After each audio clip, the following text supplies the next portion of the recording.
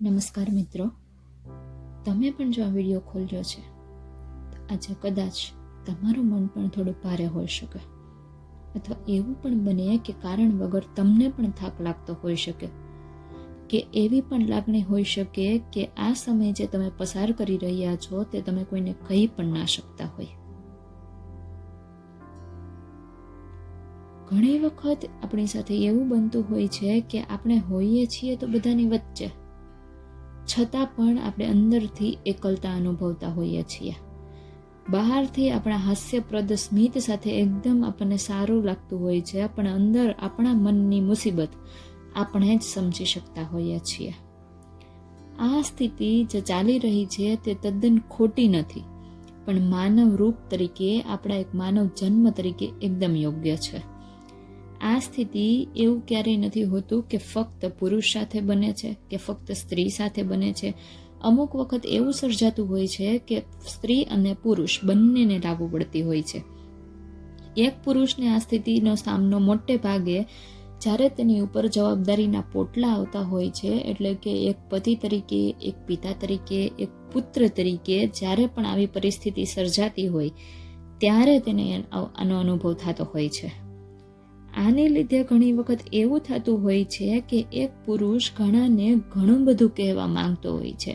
ઘણી વખત એવું બનતું હોય છે કે તેને પત્નીને, તેના કૌટુંબિક સંબંધોને અથવા તો મિત્રોને ઘણું બધું કહેવા ઈચ્છતો હોય છે, છતાં પણ એ કહી નથી શકતો. તેનું માત્ર એક નાનકડું કારણ છે, તે છે નાનકડી અમથી સમાજની શરમ. હવે ઘણી વખત આ સ્થિતિ એક પુરુષ તરીકે જો કોઈ પુરુષ ઉપર સર્જાતી હોય તો આ સ્થિતિ કૌટુંબિક સ્થિતિ સર્જાતી હોય છે, અને તે પતિ પત્ની તરીકે દાંપત્ય જીવનમાં પણ ઘણી વખત ઊભી થતી જોવા મળે છે. ઘણા દાંપત્યો આ પરિસ્થિતિ સામે અડીખમ ઊભા રહે છે, તેના ઉપર આવેલી મુશ્કેલીને સારી રીતે સામનો કરે છે, અને આ મુશ્કેલીને સારી રીતે પસાર કરી એ ફરીથી સારો સમય પાછો મેળવી લેતા હોય છે. ઘણી વખત આવી પરિસ્થિતિને લીધે ઘણા મતભેદો પણ ઊભા થતા હોય છે. એવું બનતું પણ જોવા મળે છે કે સંબંધોની સાચવણીને માન આપીને ઘણા લોકો કંઈ પણ વાક્ય બોલી શકતા નથી, અથવા તો જો ઘણા બોલવા ઈચ્છે તો એવું કહીને એને અવગણવામાં આવતા હોય છે કે તારાથી આ નહીં થાય, અથવા તો તું આ નહીં કરી શકે. એટલે કૌટુંબિક મતભેદો પણ ઊભા થતા હોય છે, જે માત્ર પતિ પત્નીના સંબંધોમાં નથી હોતા, પણ કૌટુંબિક સંબંધોમાં પણ ઊભા થતા હોય છે. આ સમયે એવું લાગતું હોય છે કે કદાચ આપણે આવી વાત કોઈને ન કરી શકીએ, પણ ભગવાનને ચોક્કસ આપણે મનોમન પ્રાર્થના કરતા હોઈએ છીએ કે આપણી પ્રાર્થના યોગ્ય રીતે કામ કરે. પણ આપણી જે ચાલી રહેલો સમય છે તેને આધીન આપણે એવું મહેસૂસ કરતા હોઈએ છીએ કે આપણી પ્રાર્થના પણ ભગવાન યોગ્ય રીતે સાંભળતા નથી, અને આપણી પ્રાર્થના પણ કોઈ પણ પ્રકારે કામ આપતી નથી. બસ આ સમયે માત્ર ને માત્ર આપણામાં કોઈ વસ્તુની ખોટ હોય તો તે છે નાનકડા અમથા ધીરજ અને થોડાક વિશ્વાસની.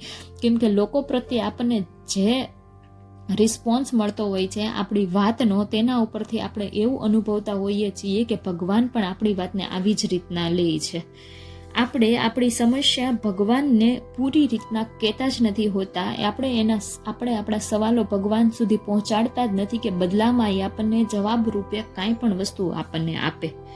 આ સમયે ભગવાન શ્રી કૃષ્ણ પણ એવું કહે છે કે જીવનમાં મુશ્કેલી પણ ત્યારે જ આવે છે જ્યારે આપણે મુશ્કેલીનો સામનો કરવા માટે, આગળ વધવા માટે તૈયાર થઈ રહ્યા છીએ.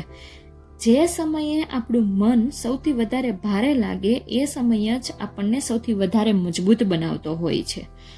સામાન્ય રીતે આપણે ઘણી જગ્યાએ વાંચ્યું હોય છે, સાંભળ્યું હોય છે કે દરેક અંધકાર પછી ચોક્કસ પ્રકાશની કિરણ આવે જ છે, એટલે કે એક રાત્રિ પછી સવારનો સૂરજ ઉગે જ છે, ઉગે જ છે અને ઉગે જ છે. જ્યારે પણ તમારું મન અંદરથી એવું કહે કે હવે તમે થાકી ગયા છો, હવે તમે બસ આ કાંઈ પણ આગળ કરી શકો તેમ નથી, ત્યારે તમારે મનને નાનકડી એમથી વાત સમજાવવાની છે. બસ આ વખતે થાકી ગયા છીએ, હવે આ પરિસ્થિતિનો સામનો કરી લીધો, બસ હવે આપણે જિંદગીમાં ક્યારેય કોઈ પણ રીતે, કોઈ પણ સંબંધની બાબતમાં, કોઈ પણ બાબતમાં આપણે હવે થાકવાનું નથી. જય શ્રી કૃષ્ણ. રાધે રાધે.